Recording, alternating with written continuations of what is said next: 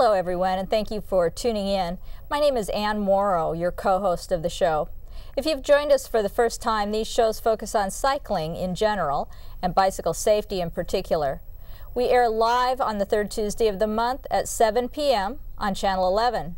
TVCTV viewers in Washington County can view the replays on Channel 23, and at least one replay will air on Channel 11. This show is brought to you in an effort to give a broad perspective of the various types of individuals who cycle on Oregon roads.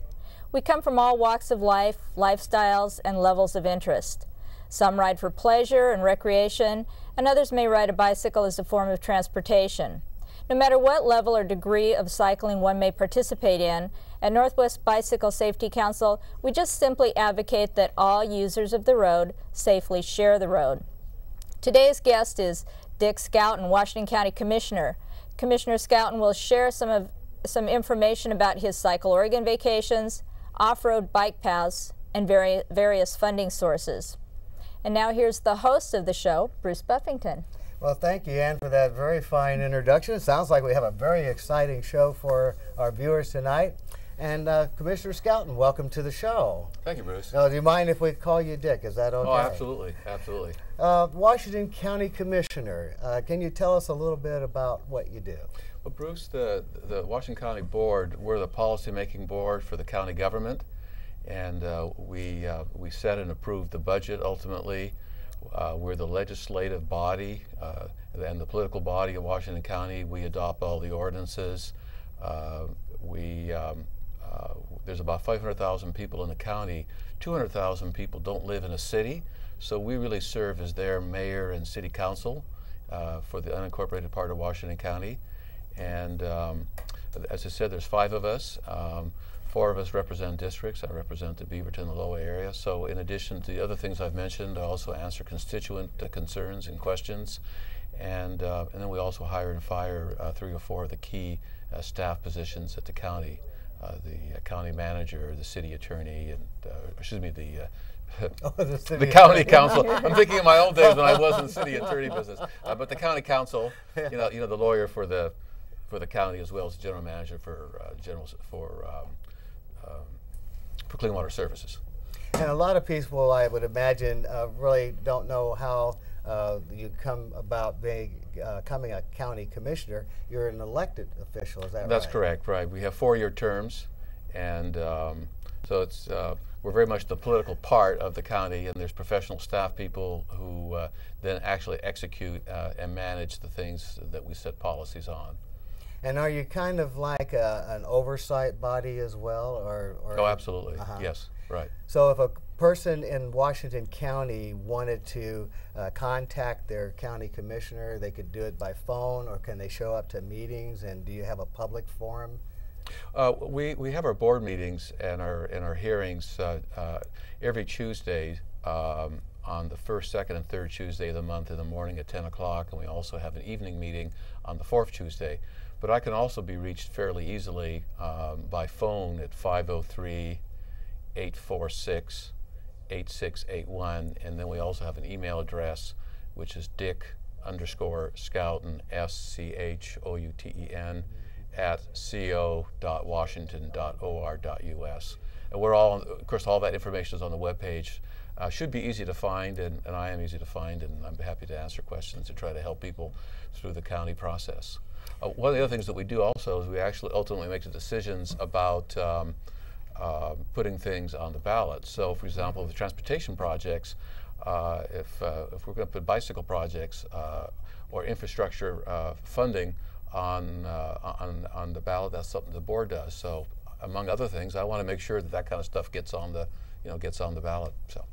So if you have some kind of issue that you would like to ask questions about or have addressed, and you live in Washington County, then they would contact the county commissioner's office, and then they can tell you what district they're in and who their commissioner is for that district. Absolutely, like. And if they have more technical questions, questions that staff can answer, I can certainly help guide them to the appropriate staff people to help them and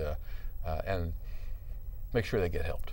Yeah. Now, in addition to that, you belong to one of the, you have some civic duties and community groups you belong to, and one of them happens to be a club that you Oh, that's have been right. in Well, for a very long time. that's right. I try to stay active in the community, and one of the things I really enjoy every Thursday morning is the Beaverton Optimists. It's a great group of folks, and they do great projects for youth in the community, and we have great fellowship on Thursday mornings at our breakfasts, among other things. I really enjoy that, yeah.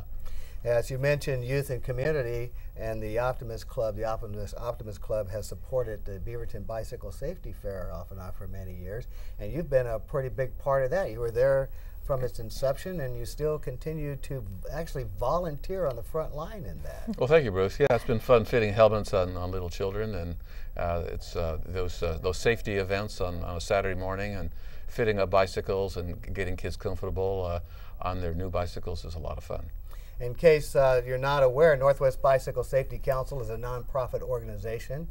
We serve children and their families with free helmets at our Bicycle Safety Fair every year, and that next fair is coming up for 2008. It's going to be on May 17th, and that's on a Saturday, and Commissioner Scouten has been out, and he has helped us with that. He's been on the front line. I mean, he's not just a figurehead, he actually gets involved.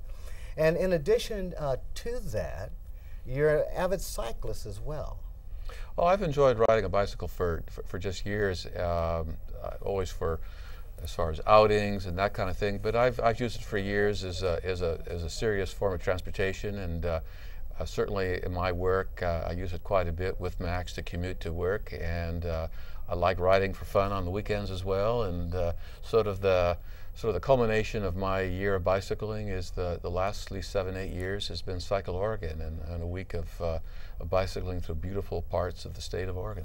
Before we go into that, because I know Ann's going to have some questions about that, you mentioned you're commuting and you do it with your bicycle and by Max, and you have a story that you shared with me previously about an experience where you fell asleep on Max and you woke up minus something. Yeah, well, you always have to be alert and careful and mindful of your surroundings. And yeah, I had the misfortune, so maybe it was a warning to everyone else.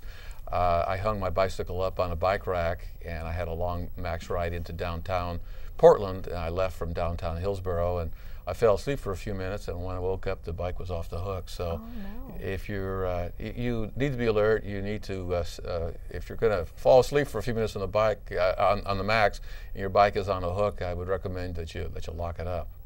I've only ridden the Max once with my bike. I've ridden Max a few times, and I found that it was pretty easy to get on and off. The only reluctance I had to taking my bike on Max when I go into Portland is that if I'm going to go into Portland, I prefer to ride my bike. But we were with the senior rollers, and we decided to do the Springwater Corridor Trail, so we all agreed that we would meet downtown by the Skidmore Fountain. And so I thought, well, since they're going to ride the Max with their bicycles, I might as well try it. Very easy to get on and off the Max with bicycles. I was quite absolutely. surprised. It's a great combination, and I wouldn't focus too much on the one bad situation I had on the Max. By and large, it's a great experience, and it's a great combination. And if I opt occasionally to ride all the way from Hillsborough to Beaverton, I do that too. That can be fun. But I have the choice if I need to ride a mile from my home to a Max station and then roll the bike onto the train, and then I end up at the Public Service Building in Hillsborough where I work when I'm a county commissioner. So. Well, Dick, I understand that you did Cycle Oregon this year. You've done it several years, but I'd like to hear about your adventures this year. It sounds like such a great route, and I understand you have some photographs for us. So I'd like to hear about your experiences. Oh, I've been doing this now 6 times over the last 7 years, and this ride this year was one of the best rides ever. It was a loop ride from sisters to sisters, and we rode for the 7 days because typically in Cycle Oregon you ride 6 days and there's an optional 7th day, but this year in my view it wasn't really an optional ride because the extra optional day was the ride up to Crater Lake from Diamond Lake campsite where we were camping, and then a loop around, biking around the loop road around Crater Lake, and it was absolutely, the weather was fantastic. In fact, it was warm, really clear and warm, and it was just a beautiful trip. That was certainly one of the highlights of the trip. And then we also had 2 or 3 days of following We followed the water courses 3 different days, the Row River, the North Fork of the Umpqua, and one of the center forks of the Willamette, and they were just absolutely beautiful rides. I understand that we do have some photos to show. Do we have that photo gallery ready on how they set the stage and how they get prepared for the trip? Is that ready to go? And Dick will describe some of these. My goodness. Well, you know, these are big trips involving lots of people. Usually around 2,000 people ride every year at Cycle Oregon. This year was a little more. I think partly because it was such a great trip, and Crater Lake is always a great attraction. There's 2,200 riders this year. However, it's extremely well organized. You can bring your own camp materials, or you can have them set up tents for you. You can see the volume of stuff there. What happens is that if you bring all your gear with you, whoa, that was fast. Yeah, go ahead. Good.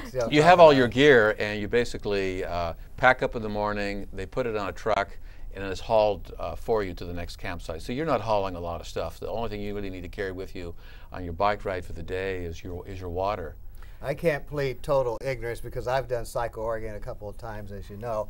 And one year I did it with you on a part, kind of encountered you out there on the road and at the campground. And what I noticed was that it's very well orchestrated.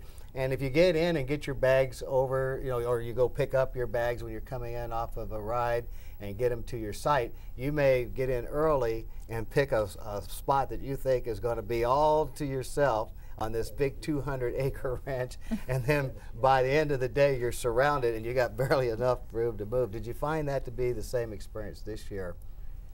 Well, we actually, I have to admit, we hired one of the daughters of our group. We traveled as a group, and she would scout out campsites for us. So by the time that we arrived, and we would pitch up, we were Club Aloha, so naturally we had palm trees like Hawaii.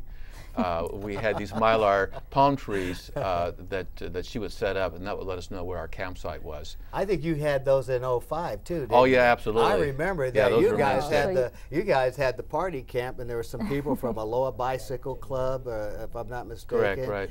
Did you have the Aloha Bicycle Club there this year? Yes, absolutely. And yeah. So that was your group that you were referring to? Yeah. We had about 10 or 15 people that typically do Cycle Oregon together as a group, Club Aloha, and it's just a terrific experience all around. You have carefree biking. They really take good care of you. There's a whole fleet of mechanics that the bike gallery puts out there out into the roads. If you have a breakdown or a serious problem or even a flat tire, they can help you. There are lunch spots and break spots with lots of good food and so liquids. I see a sag wagon here. There's sag wagons. Sometimes folks feel they've had enough, and so you have that service available as well. Though I think that I think in most instances, with a little bit of training beforehand, most people can ride this pretty comfortably. It's not a race. It's not intended to be a race. You've got all day to get to your next campsite. And if you've got all day to do that, it's amazing how far you can go over the course of some hours. Now, what would be an average morning, a typical morning? As I recall, back in the last one I did, I believe was in 2005, you get up in the morning and you try to, I did anyway, I try to get over to breakfast at 5 o'clock and at least get some coffee and get ready for breakfast. So what kind of routine did you develop over the week? Yeah, that's kind of what we do. We get up around, typically with the sunrise and 6 o'clock, and have breakfast around 7. Then we're on the road by 7:30, and we bicycle for a couple hours, and then there's usually a rest stop, and there's hard-boiled eggs and bananas and granola bars and various kinds of other things. Do a little more biking, have lunch, then we have the afternoon, and typically we get into the campsite around 3:30, 4 o'clock, and pick up our bag from the drop-off point. The trucks have hauled your stuff over there, clean up. There's portable showers. There's huge trucks that haul portable shower facilities. Oh yes, I see that. From place. There we go. And clean up and have a great dinner. The food is really excellent. And what oftentimes you're stopping. This is mostly a circuit through rural, small town Oregon. A lot of the places you stop, the local folks serve as volunteers to dispense food, various kinds of services that are provided, soft drinks and things. There's entertainment at the end of the night after dinner, after things get dark. There's been some great entertainment. There was a great Zydeco band this year in Rainbow, which was one of our stops, and Pink Martini a couple years ago. I heard Pink Martini. We've got local entertainment in the mid part of the afternoon. It's really a lot of fun. I'm impressed with how you can get through the showers comfortably, how you can get your gear to the truck without a whole lot of effort, unless you have the valet service, as you mentioned earlier. Well, there's big groups. Typically at the stops, there's usually a whole platoon of football players and other athletes from the local high school, and they will help haul your stuff to the truck. There's just a huge number of volunteers to take care of all the things that need to be taken care of, whether it's dispensing food, snacks, just all the things that are that need to be done for you. There's lots of volunteers to help you. I wondered if you've done it, and I haven't asked. I've done Cycle Oregon 4 times. Yes. Yeah. And so, what kind of things have you heard about now since the last time you've done it? It sounds like it might have changed a little. Well, I haven't done it since they had what they call the tent and porter services. Right.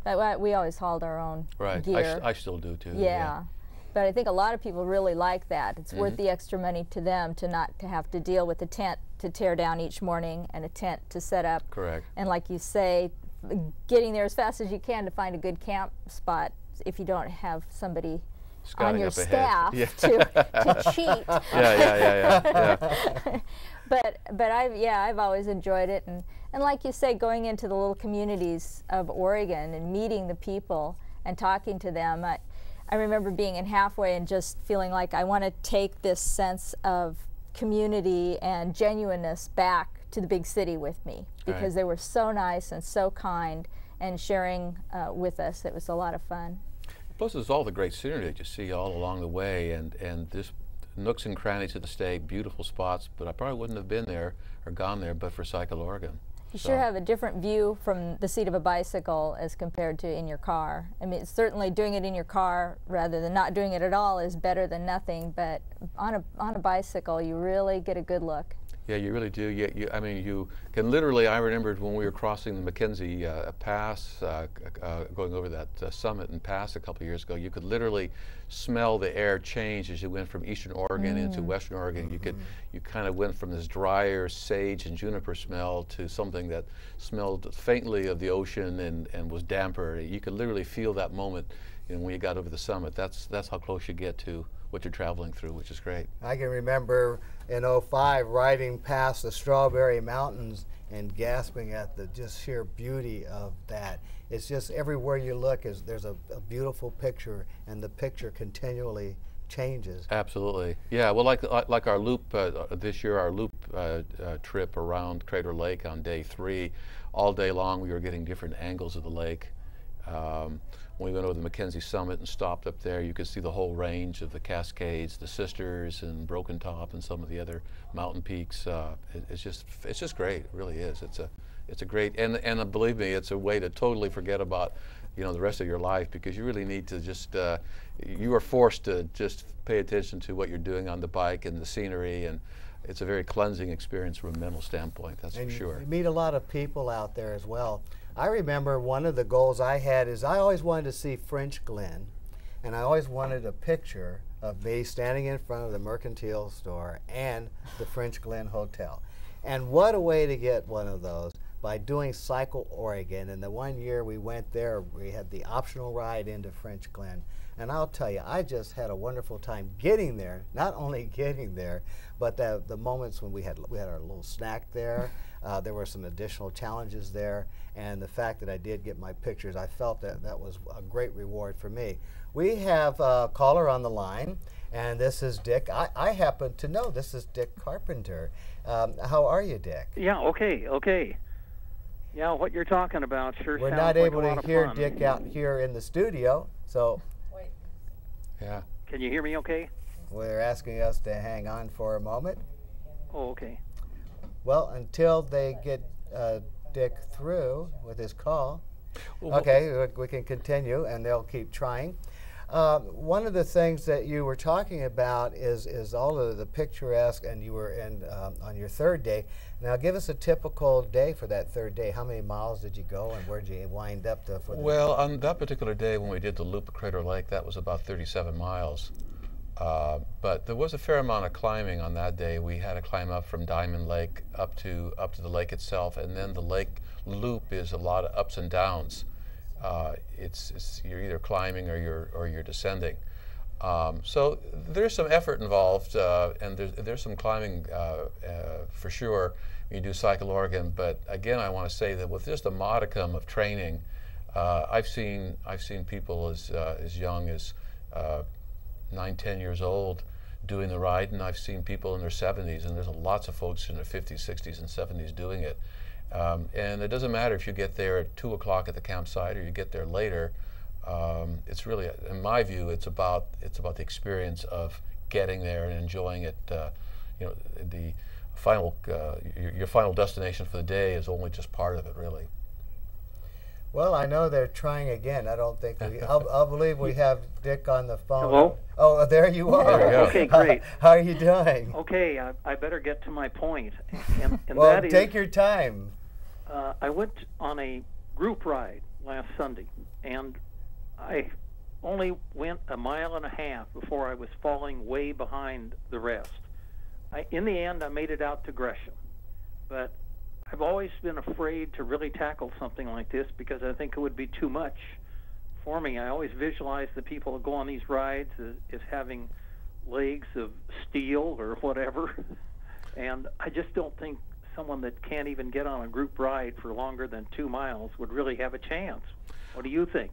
No, I think Cycle Oregon is actually a great ride from that standpoint because sure, there's very steel-legged, 20-something hard-body kind of riders, but with 2,000 some riders, you've got a whole range of experiences and abilities, and it's almost impossible not to have some riders with you. And I typically have found some people with my group that are about my ability.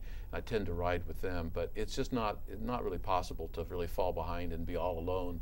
And there's people who take a long time to get to the campsite, but they get there, and there's some people who get there very, very early. There's quite a wide range of abilities and so forth. So I think Cycle Oregon is actually better for a rider such as yourself than it would be in a smaller group where you tend to have perhaps in your case, perhaps a group of folks who are very fast and you're not as fast.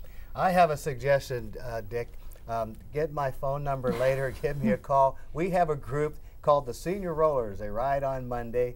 A few guys out of the Beaverton Optimist Club, and they range. The average age is about 62. And we are not very fast. It's a slow ride, and we challenge ourselves on each ride, but we still don't go real fast. So I don't think we're going to wear you out. And you said you were almost to Gresham. Were you riding on the Spring Water Corridor by any chance? I think he hung up. Okay, well, Dick has hung up. Dick, give me a call because that Senior Rollers ride is very nice. There are people who haven't ridden hardly at all. Their first venture out. Dick led one of the rides, in fact. He's what brings our average age around 60, since he's a lot younger. But the ride was very good for new and beginning riders, and I think you might want to join us on one of those. We ride every Monday morning. We leave at 9 o'clock. We pick a different location to ride from, and the rides are very easy. So give a call. And what about you now? Cycle Oregon challenges. I mean, you did 4 of them, you say? Yeah, the first one I was pretty apprehensive. Yeah. Because I just didn't know what to expect. And that idea of getting up day after day and getting on your bicycle, I wasn't really sure if I could do that. But you know, once you've done it, it's very manageable, and if you get the miles in, and I think kind of along with the question that Dick was having, I think you have to ride your own ride. Yes. You know, to me, it's not a competition, and you have to figure out what you're capable of, what makes you happy. If it's riding at 25 miles an hour, hey, have fun. I'm not going to be riding with you. Right. But you know, if you want to ride 12 or 15, that'll work too. Then I'll be there. Yeah. But you have to figure that out. And just like anything in life, we're always looking at other people. What are they doing? Should I be doing that? And certainly there's something to be learned. I know, like Bruce, you've got the greatest spin. That you really learn to just have a nice, easy spin, and there's something of value there for the rest of us to learn from. But on the other hand, some of us want to push some real heavy, hard gears and crank along, and so you've got to figure that out for yourself. A lot of it's a learning experience, because my first Cycle Oregon was in 2001, and during 9/11, I was on our way to Burns. And I learned a lot of lessons on that ride. I learned what a real climb is, first of all. Also, how to condition yourself, the things I had to take back to the drawing board to get myself into condition. So I started back with the basics, just like anyone. I think I would recommend that to anyone. Start with the basics and then just work up from there. Ask more experienced riders for tips. Ride with more experienced riders, because they will improve your ride. Definitely. And that's the value of riding with bicycle clubs in some of these group rides, like the Portland Wheelman Touring Club, Portland Velo, the Dick's Club, the Aloha Bicycle Club. The Club Aloha, which is a very informal group of folks, and we simply get together at one place in Aloha and go from there and ride out into western Washington County and Bald Peak and come back, and we leave at 8:30 and we're back by 2 o'clock or 1:30. And there are a lot of community groups. Our guest on the last show, Dr. Marilyn Weber, her and her husband, they lead a ride right from their neighborhood. I also joined some other neighborhood rides too. And Ann has the perfect ride, the family rides, where you can start off slows, start off with shorter distances. Yes. I mean, there's so many things to do. There really are, and I think, you know, you can always email people, telephone people, ask for advice. Ask, is this ride going to work for me? You know, I only ride so many miles an hour. There's lots of great, friendly people in the bicycling community that are real happy to answer your questions. So pick up the phone if you see numbers on flyers or on these Riders Digest, for instance, with Portland Wheelman. Give ride leaders a call and ask those questions, and you don't need to be afraid to come out. I see we may have Russell on the phone, is that right? Nope, we don't have Russell on the phone. Seems like we're always having some technical difficulties with our phones, but keep trying. Do we have a map of the week-long ride for Cycle Oregon available? Were we able to produce that? Oh, there we go. So kind of give us an idea. Yeah, this was the ride in 2007. We left from Sisters, and then the first day we got down to Lapine. The second day we went from Lapine out to, I think that was Diamond Lake. Yes. Am I skipping something here? Hopefully I haven't.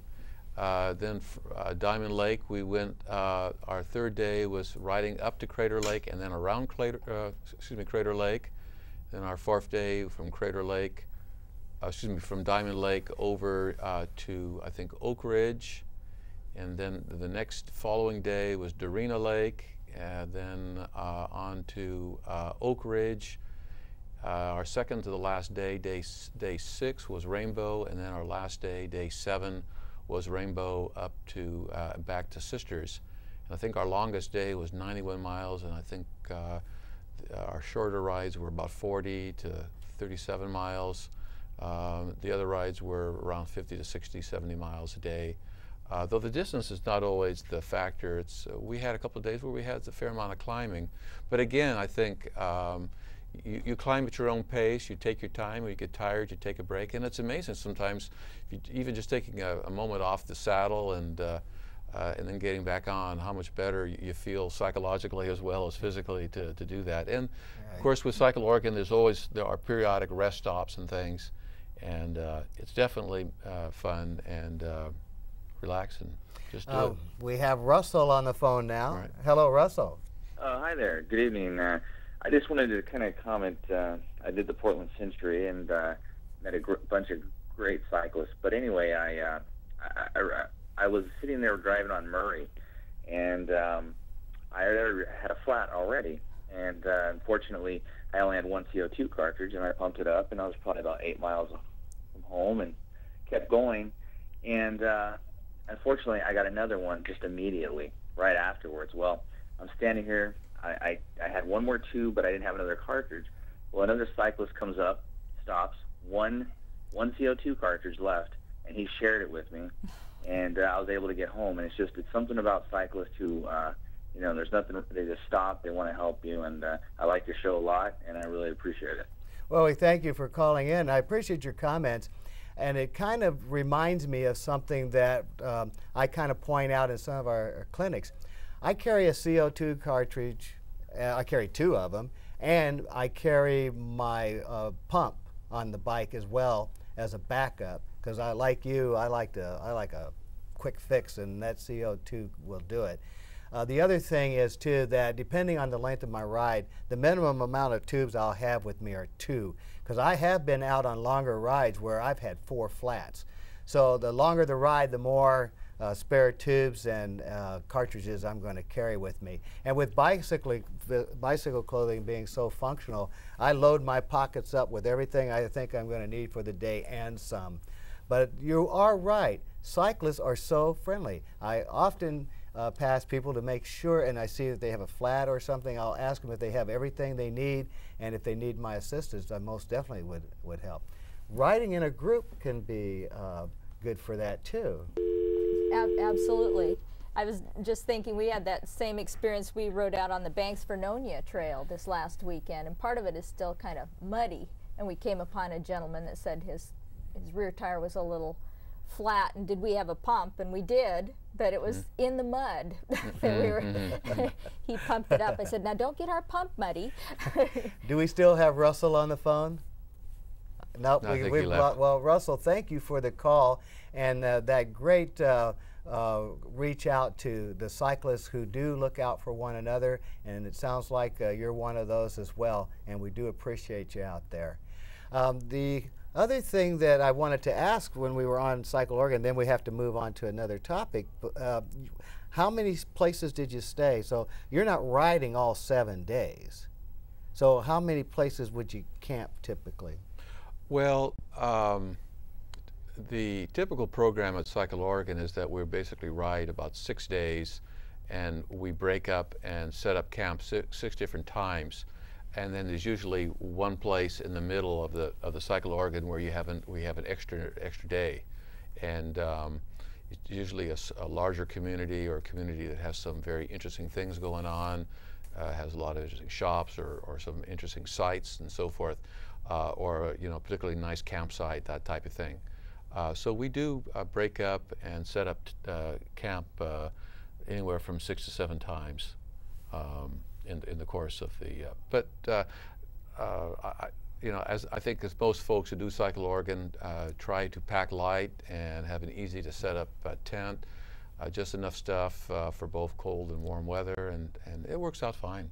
And they also have spots where they'll collect some clothing at a midpoint too, some drop-off points. So yeah, because sometimes we'll start off and it'll be cold or whatever, and then perhaps somewhere in the middle of the day it starts to warm up, and there's just lots of nice features about Cycle Oregon. One of them is that they have what they call the gear drop, and you can basically take the stuff you don't need anymore because it's warm, your coat, your jacket, other things, extra gloves, whatever, that really are not suitable anymore for the warmer part of the day. You can put them all in a plastic bag, and they'll pick them up, and they'll be waiting for you at the campsite at the end of the day. So you just have to know, I noticed there were numbers on the boxes, you just have to remember what box you put your gear in. And they're good about, right, they're good about, coming up with really funny names for the boxes or something that's memorable. So, you make a point of remembering that you dropped your stuff in Brooklyn or Manhattan or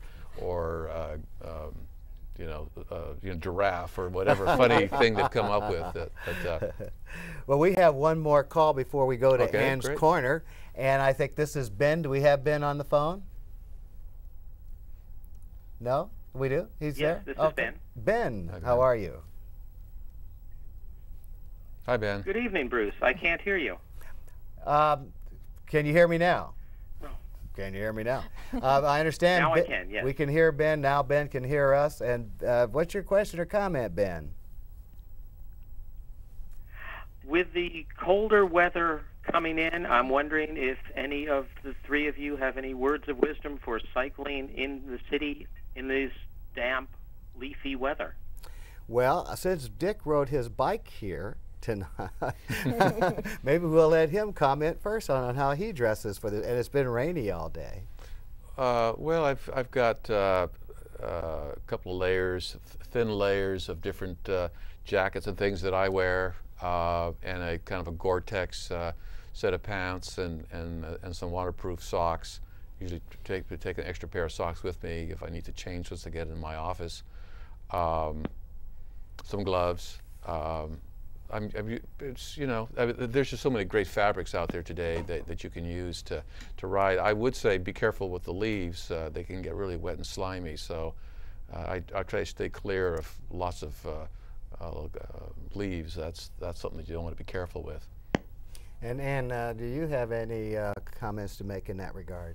Well, I agree with the leaves. Yeah, it seems like sometimes they can hide things too. You don't see the glass or that sort of thing under the leaves. Mm-hmm. And I'd say fenders for your bicycle is always a good idea.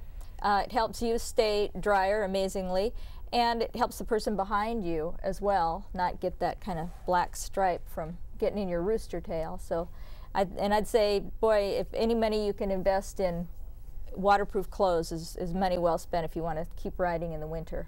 You mentioned rooster tail. For those of our viewers who don't know what a rooster tail is, that's that water, that spray that comes from underneath the wheel. The fender doesn't quite catch that. You need a little extra mud flap, and it comes out just almost like turkey feathers or Yes. rooster feathers at Yeah, you. just So that's what splat. she's referring to. Absolutely. I like eyewear. I have eyewear, and I like to be toasty warm, so I'll wear some nice gloves. And I try to stay layered to where I can peel layers off if I get warm and tuck them into my pocket. And that's the beauty of cycling clothing, because it's so functional. Yeah, well, and that's where during the summer months, that's when I tend to do more. When I do my commuter rides, I will ride from Beaverton to Loa and take Baseline or one of the streets I'm comfortable with.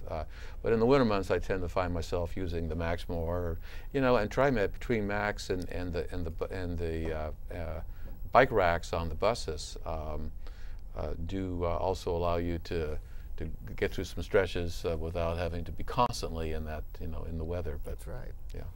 Well, we're going to move on, and we're going to have Ann's Corner. And then once Ann does that, she's probably going to talk a little bit about our next show as well. So take it away, Ann. Okay, well, we kind of have touched on this subject, and that is that even though the days are shorter, the weather is cooler and it's wetter, if you want to ride your bike, you can. I think that's the great thing about living in the Northwest, is that the weather is moderate enough that you can pretty much get out any day of the year. And the bike clubs are offering club rides all year. So there's no reason to either stop riding, or if you're thinking about starting riding, you can do that.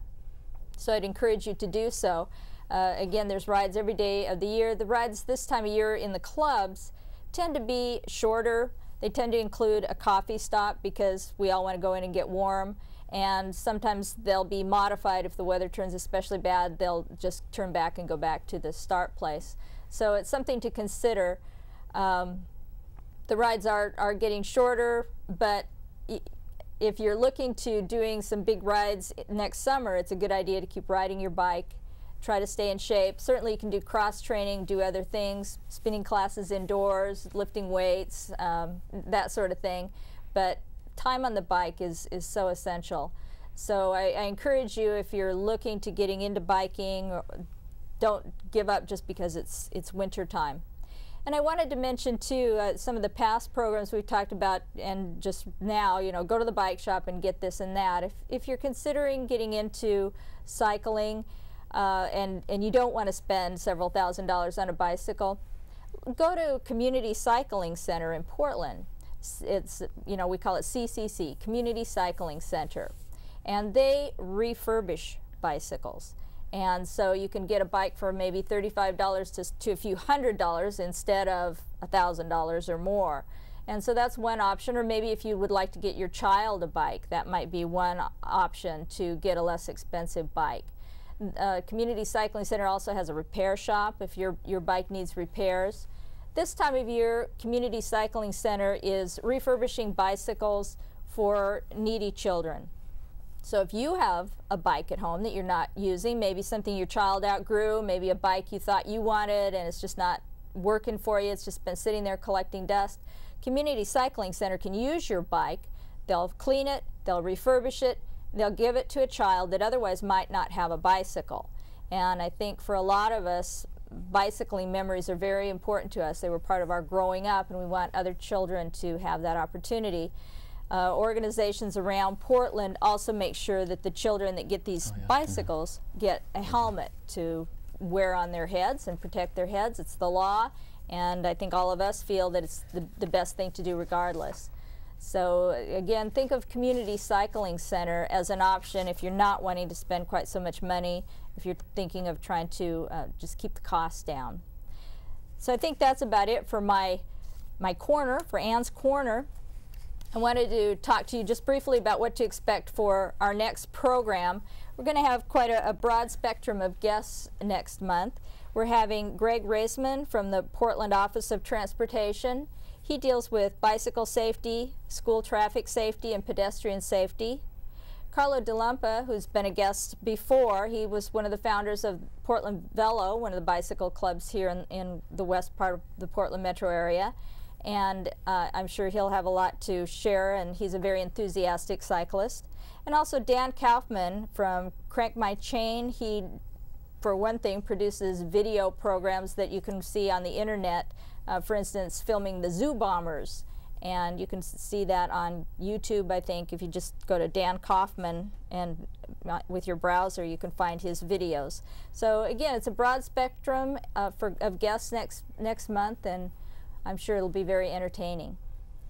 Well, thank you, Ann. And I'll tell you that the show that we're having next month is going to be a panel. And so there will be call-in opportunities, and you'll be able to question or make comments to a good cross-section of the cycling community. And I think it's going to be a very good show.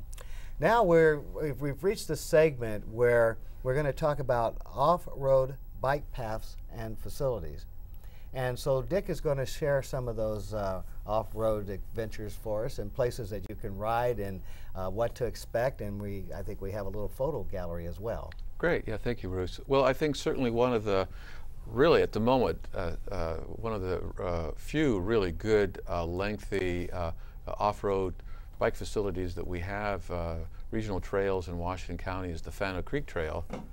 And it basically runs, at least in Washington County, all the way from, well, really from Denny Road all the way down to the Tigard City Hall, and then supplemented. If you take a look at, actually, whoops, we've got, yeah, there's our map there. You can see it actually, someday it's going to run all the way from south of the South Waterfront, right on the, at the Willamette River in Portland, through Southwest Portland,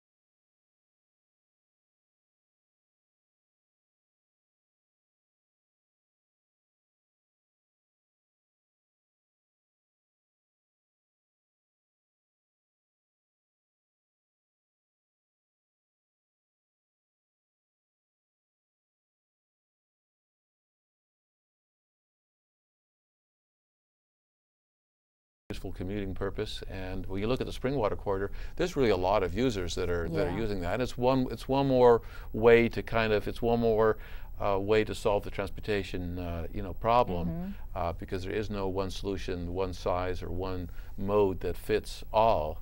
And frankly, those people who are riding are those that are that's one less car on the road. So.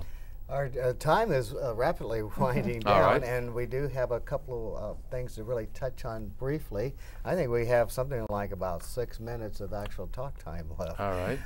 Can you give us a little bit about the West Union Helvetia intersection there, the improvements that's been made there, and why those improvements were made, and maybe in a couple of minutes or so? Sure. Well, sadly, that was one of the fatalities that we have suffered here in the county over the last year and a half. We've had about 7, 8 of them.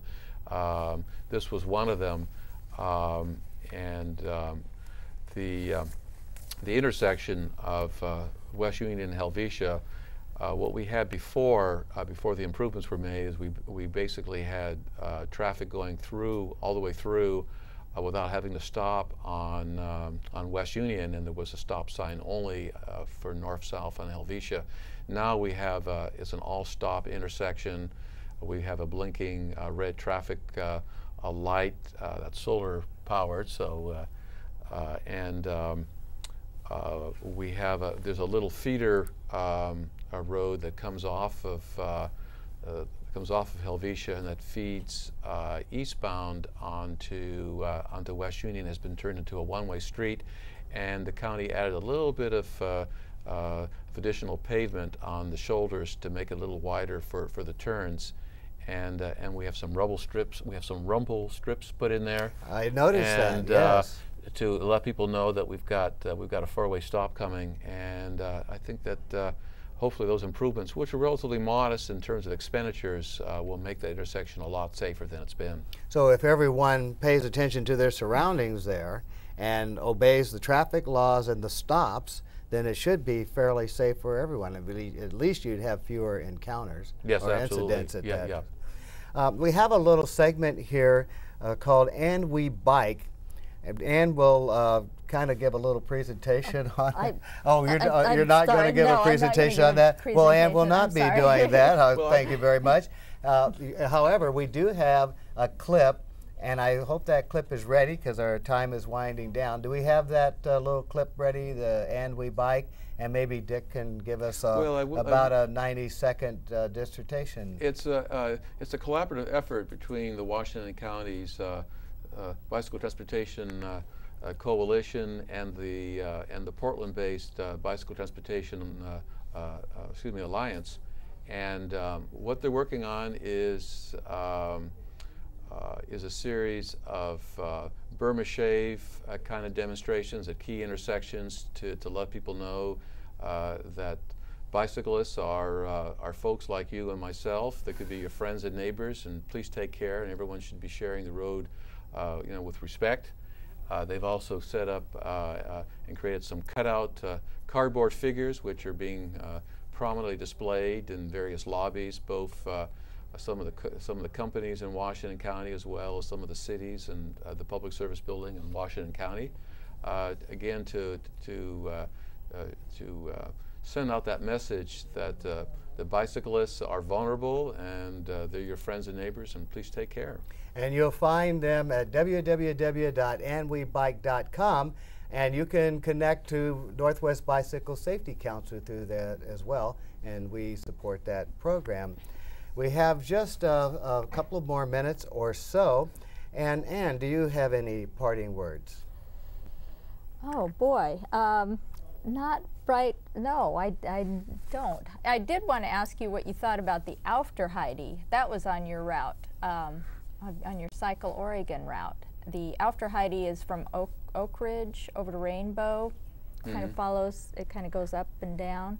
Yeah, I think that's just a spectacular. Oh, it is. It's a beautiful ride. It was one of the 3 rides where we were following the course of a river. In this case, I think we were following I think it was the Middle Fork of the Willamette. I haven't gotten my rivers mixed up. It was an absolutely beautiful ride. The road is terrific, smooth and comfortable, And all day long we could hear the cascades and the rush of the water. It was always in our ears as we were bicycling. Just a beautiful ride. It's sort of the classical Western Oregon scenery with lots of understory, the sword ferns and the solal and all the kind of things that you think of as being part of Western Washington. View of that. Excuse me, part of Western, Oregon and so forth, the west side of the Cascades. Great ride. Well, I understand that we probably have under 2 minutes left. I got a signal a little bit ago. And so any parting words for our viewers? Well, I would say let's all do Cycle Oregon next year for sure. It's a great ride. I recommend it to everybody. With with a modicum of training, it's definitely a lot of fun and very doable. And let's grow our regional network of off-road bike trails in Washington County. Absolutely. With about 30 seconds left, I would like to thank our all volunteer crew, TVCTV, and you, our viewers, for watching our program today. Don't forget to tune in next month, and you can find our schedule on TVCTV. Please remember to obey all laws, share the road, be aware of your surroundings, and look out for one another out there. And please have a safe and shared experience. And this is Bruce Buffington saying thank you for watching, and we'll see you next time.